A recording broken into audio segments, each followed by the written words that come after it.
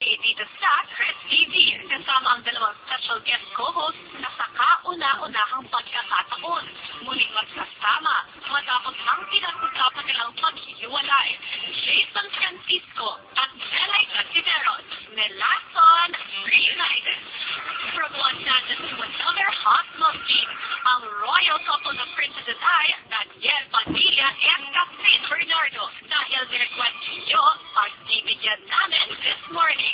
Alamin natin ang opinion nila tungkol sa needs, responsibilities, at expectations ng mga teens ngayon sa relationship.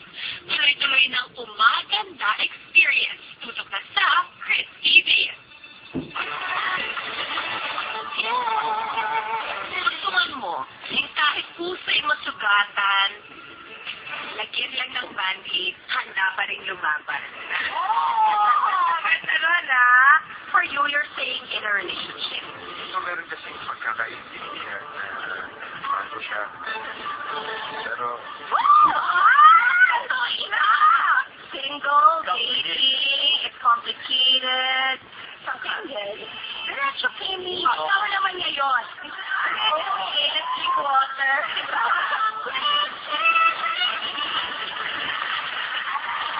Good morning. Today, it's not going to be just a talk show. It's going to be a reunited love experience and a requested love experience. Welcome muna sa audience natin ang mga lakan at bagyan ng Pilipinan Binangonan Rizal candidates sila for the coronation night sa August 18, 2012. Good luck sa inyo, boys and girls. Tapos may TFC subscribers tayo from Sweden. So siya, sino mo taga Sweden?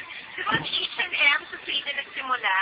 Oh, tapos yung August 18, Cristo na rin, birthday ng ate ko, ni Bobby Aquino Cruz, it's her birthday, and pagpasensyahan na po, nung Monday, hindi po na, kasi nakicondolences tayo dun sa pamilya ni Senator G. So parang hindi ko ma-segue ng maayos na mag-happy birthday. So ngayon ko po gagawin para sa big boss natin.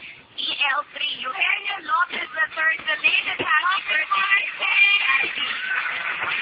Klaro-klaro natin pwede sabihin, kung wala ka sa mundo, wala rin kami. Diba? Kaya happy birthday po. And see you tomorrow. Okay, let's go.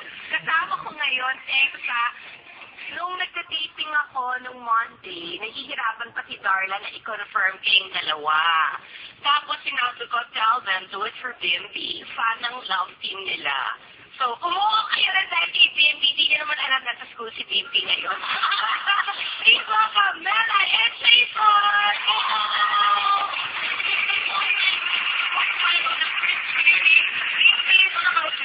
Kaya papaano ko na, may one-TV kami. Kasi pag Sky Cable subscriber, pwede kang mag-Okay, papapanood ko sa kanya mamaya. Ang Bimby, I love you. Thank you po. Pag magkatuluyan kayo, sana umabot bago siya mag-10 para pwede pa siya mag-ring bearer. Oo, tapos diretso tayo. Una nating hot topic. Okay.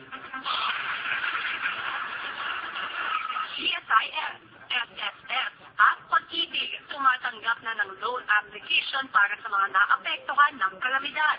Para sa mga kawani ng gobyerno na nakatira sa lugar na nasa state of calamity, maaaring kumuha ng emergency loan hanggang 20,000 pesos mula sa GSIS. Para sa members naman ng SSS, maaaring kumuha ng salary loan na aabot sa 24,000 pesos. Maaaring naman kumuha ng 1 million pesos para sa housing loan for repair and improvement, pero sa ilalim ito sa masusing assessment. Ang mga qualified members naman ng Pag-ibig makakakuha ng katumbas na 80% ng kanilang kabuang kontribusyon. Ibinaba na rin sa 5.95% mula sa dating 10.75% ang annual interest rate. Una-una talaga, the fact ng interest rate, 5.95%, maluwag yun. Kasi, nangalahati from the 10.75% before. Kaling ko kayong dalawa, are you, nag-SSS ba kayo at nagko-contribute ba kayo sa Pag-ibig? Yes. Ako, nag-SSS talaga ako, binabawas sa ATM ko every month. Yes, ako din. Pwede ko yan na diretso? Yes. Pag mayaman na kasi Miss Christy, ngayon kung mayaman na kami, oo, diretso kasi ni Head Office. Ngayon, diretso sa ATM. Talaga? Kasi ako yung nagbabayad ng SSS card 16 sa ako. Pero ako talaga monthly ako gumagawa ng cheque. Tapos hiwalayin para sa akin, hiwalayin sa kanila. Oo, pero sa inyo talaga, automatic deduction. Ang galing ha. Kasi wala nang naman ang ATM ko eh.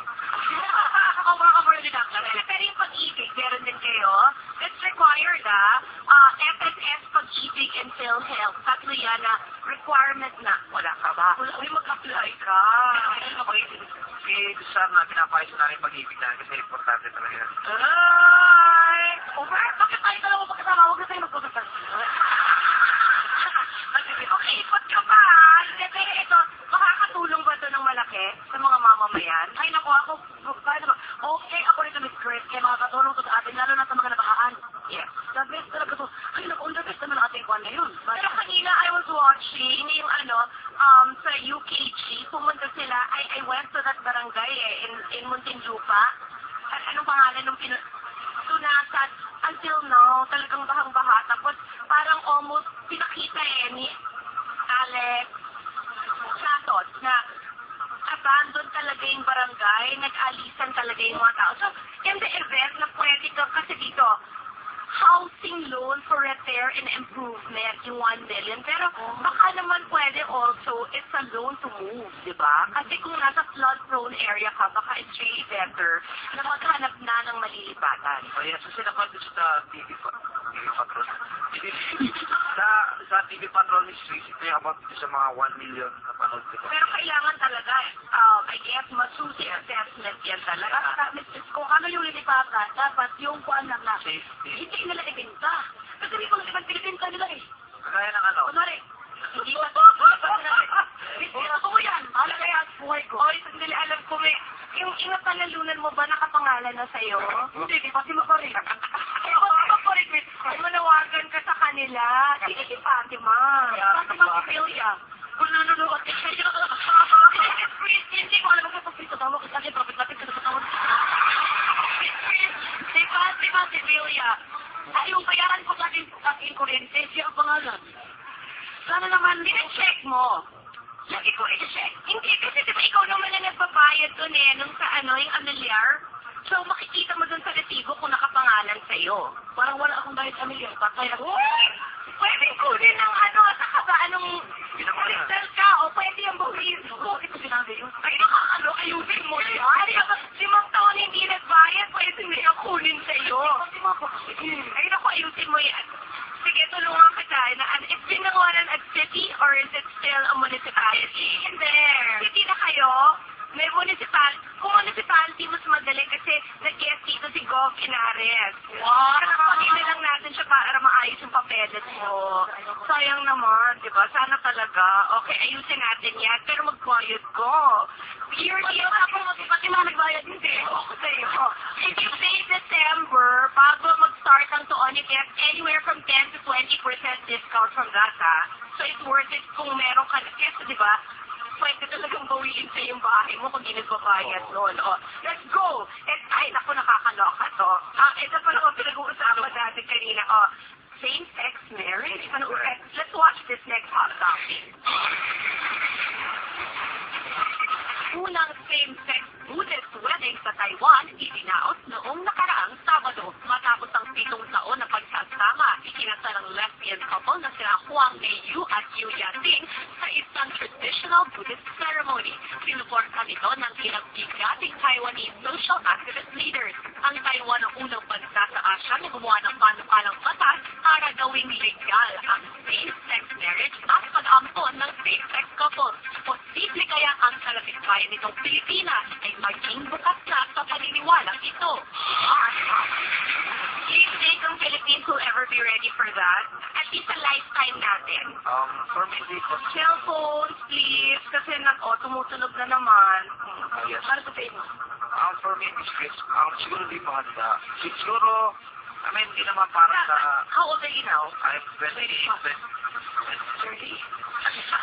Ano talaga? 24. So isip, bago ka mag-65, matatanggap yan sa Pilipinas. So in the next 40 years. I don't think, because Kasi, we are very rich yes. here in the Philippines. We are very, Very religious. Oo, hindi. Okay. At saka, Miss Grace,